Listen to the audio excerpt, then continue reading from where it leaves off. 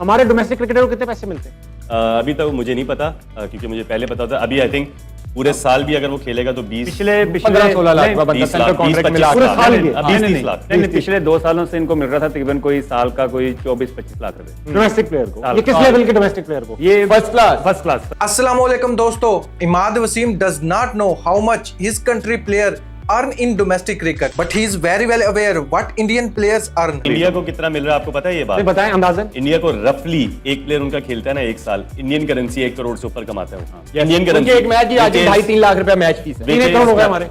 Which is हाँ। 3 करोड़ रुपए। तो 3 करोड़ रुपए में आप बेसिकली पूरे साल में घर चला, आराम से बहुत अच्छा घर घर चला चलाने ऊपर सकते हैं। प्रोफेशन हो सकता है। इसीलिए वो अपने प्लेयरों को दूसरी लीगों में नहीं भेजते, इसीलिए हमारे प्लेयर हम लोग मुझ समेत दूसरी लीग में भी जाते हैं, क्योंकि हमें अपना घर चलाना है। सही बात। अगर ये इंडियन क्रिकेट के बारे में बात ना करे तो ये अपना शो को रन ही कैसे करेंगे? इसका मतलब जो साल में करोड़ नहीं कमाता उसका घर नहीं चलता। कुछ तो शर्म करो यार। मुझे लगता है इमाद वसीम डायमंड की रोटी खाता है और सोने का वो करता है। दोस्तों, जब क्रिकेट एक बिजनेस बन जाए तो परफॉर्मेंस पे ध्यान नहीं दिया जाता, पैसों पर ध्यान दिया जाता है। पाकिस्तान में एक आम आदमी 15 से 20 हजार के लिए तड़पता है, लेकिन इन लोगों को 30 लाख भी कम लग रहे हैं एक साल के। आप जस्ट एक नेबर कंट्री हो, आप ना तो बीसीसीआई से कंपेयर कर सकते, ना ही अपनी कंट्री को इंडिया से कंपेयर कर सकते। लेकिन पाकिस्तान क्रिकेट बोर्ड भी इंडिया से पीछे नहीं है। पाकिस्तान में एक प्लेयर को A+ कैटेगरी में 50 लाख पर मंथ दिए जाते हैं। उसको रेस्ट की जरूरत है, खेला तो इंजर्ड हो जाएगा, तो डोमेस्टिक स्किप करते थे। अब पैसे ज्यादा हैं तो अब खेल लेंगे शायद। नहीं जाते भाईजान, उनको इतनी चमक दमक पैसों की हो गई है।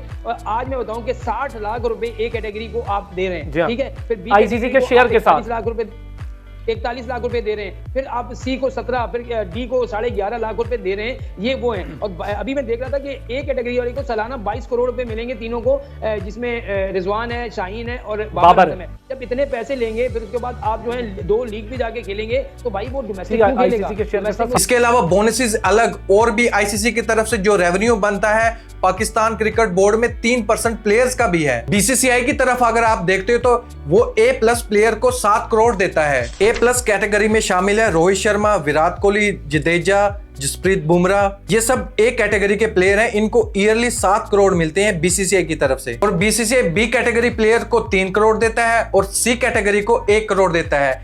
ये ईयर की मैं बात कर रहा हूं, पर मंथ नहीं देता ये। दोस्तों, इमाद वसीम की सैलरी पर मंथ 40 लाख थी। ये मैं बोनस को हटाकर बोल रहा हूँ, आईसीसी में रेवेन्यू को हटाकर बोल रहा हूँ। सिर्फ और सिर्फ सैलरी का मैं बता रहा हूँ, लेकिन इसकी ईयर के हिसाब से सैलरी काउंट करो तो ऑलमोस्ट 5 करोड़ बनती है, जो कि इंडिया के B कैटेगरी से भी अच्छी सैलरी है इसकी। साल के इमाद वसीम के 5 करोड़ बनते थे, लेकिन ये डोमेस्टिक नहीं खेलता था। इसको सिर्फ लीग्स चाहिए। जब पाकिस्तानी टीम को न्यूजीलैंड सीरीज के लिए चाहिए था तब भी इसने इनकार किया, सिर्फ और सिर्फ पैसे के लिए। दोस्तों, इंडियन प्लेयर आईपीएल के अलावा और कोई लीग्स नहीं खेलते, लेकिन इमाद वसीम उतनी ही सैलरी ले रहा है, लेकिन इसको पाकिस्तान के लिए कोई भी क्रिकेट नहीं खेलनी। इस भाई साहब का 50 लाख पर मंथ लेने के बावजूद घर नहीं चलता, लेकिन एक आम आदमी 30-35 लाख में पूरे साल में अपना गुजारा कर लेता है। लेकिन इन लोगों की तरह अय्याशी नहीं कर सकता, बस इतना फर्क है। Don't compare yourself with India.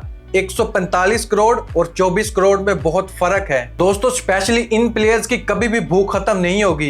पहले ये लाखों की बात करते थे, आज ये करोड़ों की बात करते हैं। इन लोगों को डूब मरना चाहिए। पाकिस्तानी टीम में बिल्कुल इन लोगों को नहीं आना चाहिए। दोस्तों, ये इतने बुरे क्रिकेटर्स हैं, पाकिस्तान के लिए साबित हो रहे हैं। ये अपनी लालच को एक मजबूरी का नाम दे रहे हैं। इसका आपने इंटरव्यू भी सुना होगा। इसने इंटरव्यू में ये कहा था कि मैं यू टर्न लेने के लिए रिटायरमेंट वापस नहीं ली, लेकिन इसने इंटरव्यू के अंदर ही यू टर्न ले लिया कि कुछ भी पॉसिबल हो सकता है, मैं रिटायरमेंट वापस ले सकता हूं। इसका ये मानना था, ये मैसेज था एक। इसको भी पता था कि 2024 में कोई और मैनेजमेंट होगी, कोई और गवर्नमेंट होगी, तब आकर हम फिर ये रोना धोना लगाएंगे और फिर दोबारा टीम में आ जाएंगे। इतने हम ये जो लीग्स हो रही है उनको खेल लें। इसको जरा भी शर्म नहीं आई। मोहम्मद हफीज ने इसको खुद पर्सनल कॉल की कि आपको न्यूजीलैंड सीरीज के लिए अवेलेबल होना होगा, लेकिन इसको पाकिस्तान से बढ़कर पैसों को तरजीह दी, अपने घर का सोचा। पाकिस्तान क्रिकेट बोर्ड की तरफ से भी इसको करोड़ों मिल रहे हैं साल के, लेकिन इसने लालच को